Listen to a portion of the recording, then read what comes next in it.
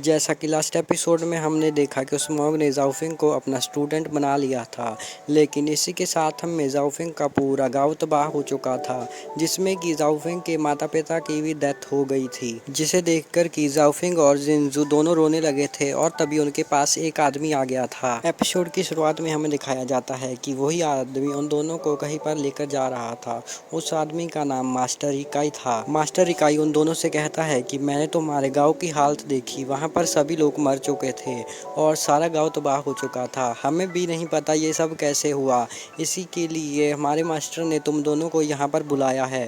तुम दोनों उनको सब कुछ सच सच बता देना कि वहाँ पर क्या हुआ था। लेकिन तभी वहाँ पर एक ड्रैगन पानी से बाहर आता है और उन दोनों पर हमला कर देता है, लेकिन मास्टर उन दोनों को पीछे कर बचा लेते हैं। वो ड्रैगन देखने में बहुत गुस्से में लग रहा था, क्योंकि उसे ज़ाओफिंग की बॉडी में बहुत ज़्यादा पावर महसूस हो रही थी। लेकिन मास्टर अकाई उस ड्रैगन को रोकते हैं और कहते हैं कि यह दोनों हमारे यहाँ पर मेहमान हैं और इन दोनों को मास्टर ने यहाँ पर बुलाया है, इसलिए तुम इन दोनों को यहाँ पर कुछ भी नहीं कर सकते। इसके बाद वो ड्रैगन वहाँ से चला जाता है, जिसके बाद कि मास्टर अकाई सोचने लगते हैं कि इस ड्रैगन ने अभी तक ऐसा कुछ भी नहीं किया, यह बहुत सालों से इस टेम्पल की रक्षा कर रहा है, लेकिन आज पता नहीं इसको क्या हुआ। लेकिन तुम दोनों को डरने की कोई भी ज़रूरत नहीं है, तुम दोनों ने कोई भी गलत काम नहीं किया, इसलिए ये ड्रैगन तुम दोनों को कुछ भी नहीं कहेगा। इसके बाद वो टेंपल की तरफ जाने लगता है, लेकिन ज़ाओफिंग वहीं पर खड़ा होकर उस ड्रैगन के बारे में कुछ सोच रहा था। इसके बाद हमें कल रात का एक फ्लैशबैक दिखाया जाता है, जिसमें कि वो मोंग ज़ाओफिंग को कह रहा था कि तुम्हें अपनी शक्तियों के बारे में और जानने के लिए तियानियन टेंपल को ढूंढना होगा। और इसी के साथ वो ज़ाओफिंग को एक स्पिरिचुअल बीस्ट भी दिखाता है और वो उसे दे देता है, जिसमें वो कहता है कि तुम्हें इससे सब लोगों से छुपा कर रखना होगा, क्योंकि इसके अंदर एंडलेस एनर्जी का सोर्स है। अगले सीन में हमें दिखाया जाता है कि ज़ाओफिंग वही बॉल बाहर निकालता है, जिसकी वजह से उसे पता चल जाता है कि ड्रैगन ने इसी बॉल की एनर्जी की वजह से उस पर हमला किया था। इसके बाद हमें किंग यूसेक के मेन हॉल का सीन दिखाया जाता है, जिसमें कि मास्टर इकाई सभी एल्डर्स को बताते हैं कि हमारी गैर मौजूदगी में एक गाँव को तबाह कर दिया गया है। वहाँ पर सिर्फ 3 ही लोग जिंदा बच पाए हैं, जिनमें से एक जो इंसान है उसका तो दिमागी संतुलन खराब हो गया है। इसकी वजह से हम इससे कोई भी पूछताछ नहीं कर सकते। जिस पर कि एल्डर कहता है उन दोनों बच्चों को यहाँ पर बुलाओ जो कि जिंदा बच गए हैं। जिस पर कि ज़ाओफिंग और जिंजू वहाँ पर आ जाते हैं और सबसे पहले वो एल्डर के सामने झुककर उनका सम्मान करते हैं। जिसके बाद कि एल्डर जिंजू से पूछता है कि तुम बताओ वहाँ पर कल रात को क्या हुआ। जिस पर कि जिंजू बोलने लगता है कि मुझे कुछ भी नहीं पता है, मैं तो सो रहा था, लेकिन जब मैं सुबह उठा तो मैं एक टेंपल के पास था। जिसके बाद एल्डर को पता चल जाता है कि जिंजू को कुछ भी नहीं पता है। जिसके बाद वो सेम सवाल ज़ाओफिंग से पूछता है, लेकिन ज़ाओफिंग उन्हें सच बताना चाहता था, लेकिन उस मॉन्ग ने ज़ाओफिंग को किसी को कुछ भी बताने से मना किया था। जिस पर कि ज़ाओफिंग को कुछ समझ नहीं आ रहा था कि अब वो क्या बोले, लेकिन तभी जिंजू भी कहता है ये तो मेरे से भी बाद में होश में आया, इसीलिए इसको भी कुछ नहीं पता है, जबकि हम दोनों ने वहाँ पर सब कुछ एक साथ ही में देखा था। जिस पर कि एल्डर को पता लग जाता है कि इन दोनों को कुछ भी नहीं पता है। तभी हम देखते हैं कि वहाँ पर डाजू फैमिली का मेंबर खड़ा होकर कहता है कि हम सब लोग काश नाम के एल्डर हैं, हम लोग तो किसी को बचा भी नहीं पाए और अभी तक हम लोगों को ये भी नहीं पता कि ये सब कुछ कौन कर रहा है।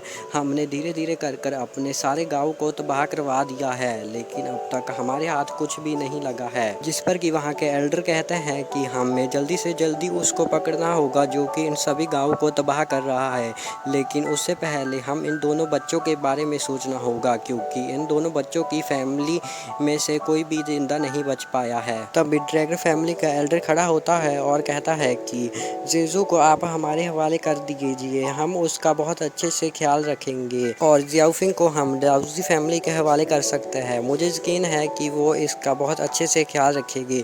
जिस पर कि हम देखते हैं कि डाउजी फैमिली के एल्डर को गुस्सा आ जाता है।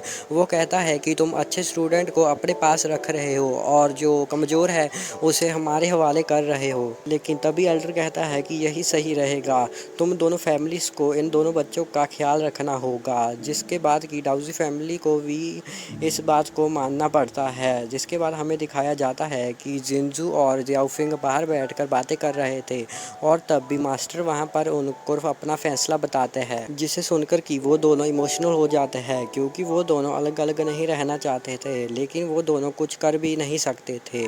जिसके बाद कि जिंजू भागकर जाओफेंग के गले लगता है और उससे कहता है कि तुम अपना ख्याल रखना, अगर कोई तुम्हें परेशान करे तो मुझे बता देना। इसके बाद हम देखते हैं कि ड्रैगन क्लाइन का लीडर जिंजू को अपने साथ ले जाता है, लेकिन वही दूसरी तरफ डाउजी फैमिली का लीडर जाओफिन को पूरी तरह से इग्नोर कर रहा था। लेकिन तब भी हम देखते हैं कि डाउजी फैमिली का एक सीनियर स्टूडेंट जाओफिंग के पास बैठकर उसे कहता है कि मेरा नाम सोंग डोआन है, क्या तुम हमारे साथ चलना चाहोगे। जिसके बाद हम देखते हैं कि जाओफिंग उनके साथ उनके घर में आ जाता है, लेकिन वहाँ पर सीनियर स्टूडेंट उसे बहुत परेशान कर रहे थे। वो लोग कहते हैं कि ये कितना कमज़ोर है, ये इसके पास तो कुछ भी नहीं है। लेकिन तभी वो उसकी वुड की स्वॉर्ड का भी मजाक बनाने लगते हैं। जिसके बाद कि जाओफिंग उनसे अपनी वुड की स्वॉर्ड लेने की कोशिश करता है, लेकिन वो उसे बहुत परेशान कर रहे थे। लेकिन तभी वहाँ पर एक लड़की आ जाती है जिसका नाम कि मिस जीनू था और वहाँ पर वो आकर सबको कहती है कि तुम इस लड़के को परेशान मत करो, वरना मैं अपने फादर को बता दूंगी। यह सुनकर वहाँ पर सभी लोग डर जाते हैं, लेकिन वो लोग कहने लगते हैं कि हम लोग तो इसके साथ बस मजाक कर रहे थे। और उसी के साथ वहाँ पर मिस जीनू के मॉम डैड आ जाते हैं, जिसे देखकर कि वो बहुत खुश हो जाती है। और उन्हीं के साथ वहाँ पर सोंग डाउ भी आ जाता है। वो बहुत अच्छे से जाओफिंग के साथ बात कर रहा था और उसे कहता है कि तुम्हें अपना नया घर पसंद आया होगा। जिसके बाद वो कहता है कि ये सभी भी तुम्हारे बड़े भाई की तरह है। जिसके बाद हम देखते हैं कि वो सभी बच्चे भी उसके साथ अच्छे से बात करने लगे थे। जिसके बाद सोंगडो कहता है कि क्या अब तुम हमारी फैमिली के मेंबर बनना चाहोगे, तो जाओफिंग हाँ कर देता है। जिसके बाद कि हम देखते हैं कि जाओफिंग एक थाली में 2 चाय के कप लेकर डाउजी फैमिली के लीडर और उनकी पत्नी के सामने आ जाता है, क्योंकि ये इस फैमिली का एक रूल था, अगर वो दोनों चाय के कप उठाकर पी लेते हैं तो ये समझा जाता है कि वो उस बच्चे को गोद लेना चाहते हैं। और इसके बाद वो दोनों चाय का कप उठा लेते हैं। अगले सीन में वो सभी लोग एक साथ एक फैमिली की तरह बैठकर खाना खा रहे थे। और इसी के साथ ये एपिसोड यहीं पर ख़त्म हो जाता है। अगर आप लोगों को ये एपिसोड अच्छा लगा तो इस चैनल को सब्सक्राइब जरूर करिएगा।